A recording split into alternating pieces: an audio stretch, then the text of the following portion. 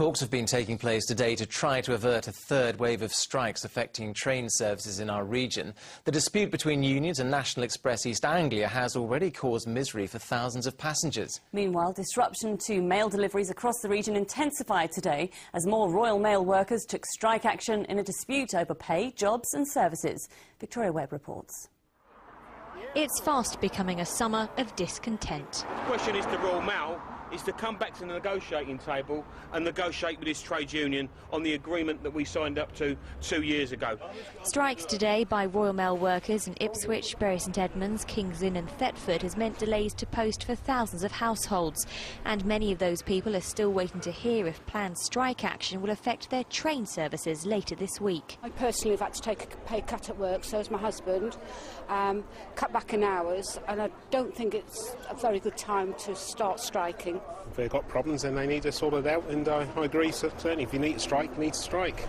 The Communications and Workers Union said it has been forced to take industrial action because cuts are being made to pay, jobs and services without any agreement. Yes, we do need to modernise the business, but we want to do it together.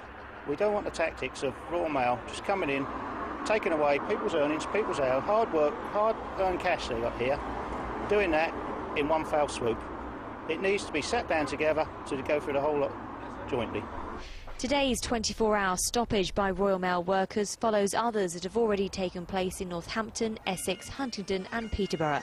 Royal Mail has accused the union of breaking agreements and refusing to cooperate with modernisation.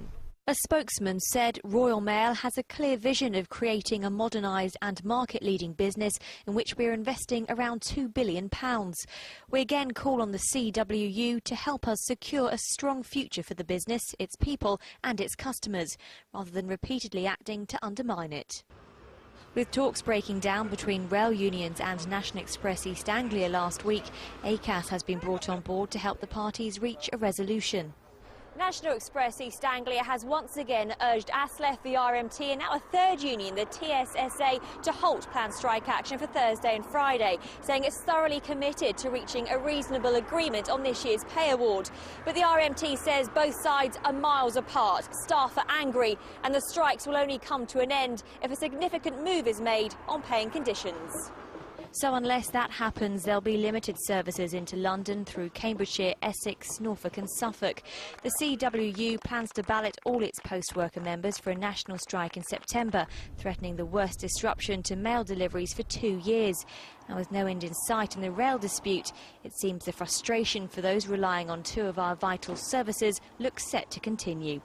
Victoria Webb, Anglia News, Ipswich. Well, stay with us this Monday evening.